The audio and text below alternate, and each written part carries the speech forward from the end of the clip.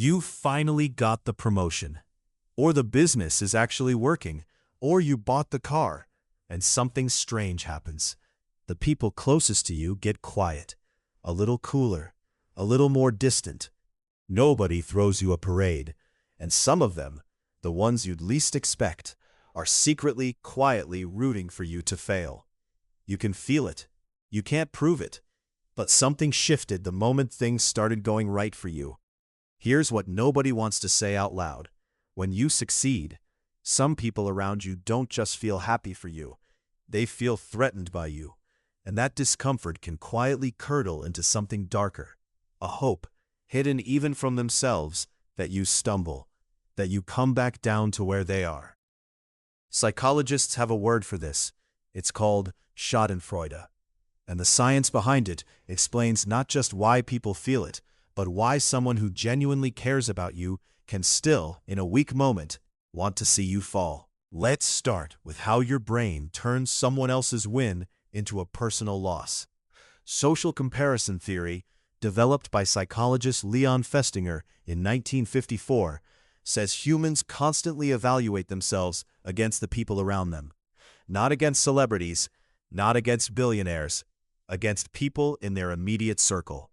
People who could have been them. That's the key part. When a stranger succeeds, it doesn't sting. When someone who went to the same school, grew up in the same neighborhood, or started the same job at the same time as you succeeds, it hits differently. Because their success doesn't just represent their win. To your brain, it represents evidence that you could have done more, that you chose wrong, that the gap between you is now visible. Researchers call this the contrast effect. Your circumstances haven't changed, but next to someone who moved forward, you suddenly feel like you moved backward. And rather than redirect that discomfort inward, which is uncomfortable, there's another layer beneath comparison, and it runs deeper. For some people, the groups they belong to, the friend group, the family, the workplace, are a core part of how they define themselves. Researchers call this social identity theory. When you were the same as everyone else, the group held together. You were peers. But when you rise, the hierarchy shifts. And for people whose sense of self is tied to the group staying level, your success is a structural threat. It doesn't just make them feel behind. It makes them feel like the group they rely on is fracturing. This is why families can be some of the most hostile audiences when one member starts to succeed. And why the people you grew up with can sometimes feel more resentful than strangers. It isn't jealousy in the simple sense. It's a deeper disruption. A feeling that the story they told about who they were just got rewritten without their permission. Now we get to the uncomfortable part. Why would someone who cares about you quietly want you to fail? Research on schadenfreude shows it isn't cruelty in most cases. It's relief. If you stumble, the comparison resets. The identity threat dissolves. The hierarchy flattens back out. Your failure doesn't just make them feel better in a petty way. On a neurological level, it genuinely releases the tension your success created.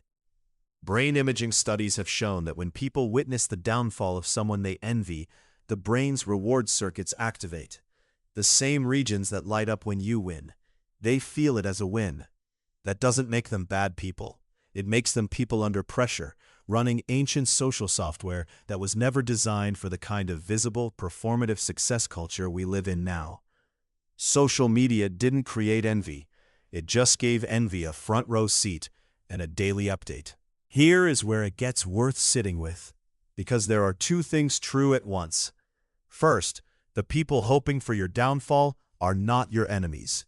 Most of them aren't even aware they feel it. Schadenfreude often operates just below the level of consciousness. A flicker of relief when something doesn't work out for you, rationalized almost instantly into something more acceptable. They might tell themselves they just want you to be humble, or that you were getting ahead of yourself. The feeling arrives before the story does. Second, knowing this should not make you shrink. The instinct, when you sense this dynamic, is often to make yourself smaller, to downplay wins, to apologize for progress. That doesn't actually protect the relationship. It just delays the discomfort and costs you your honesty. The more useful question is, who in your life expands when you expand? Those people exist. They're not threatened by your success because their sense of self isn't built on you staying. So the next time you feel that strange cold energy from someone when something goes right, you're not imagining it. You're not being paranoid. You're picking up on something real, something documented, something deeply human. The discomfort your success creates in others is not a reflection of your worth. It's a reflection of how much comparison shapes the way people experience themselves. You didn't do anything wrong by moving forward, and you don't owe anyone your stagnation. If this felt like someone finally named something you've been sensing for a long time, subscribe. That's what this channel does.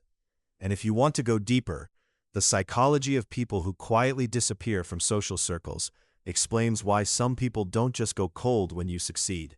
They vanish entirely. Click it. You'll understand the pattern by the end.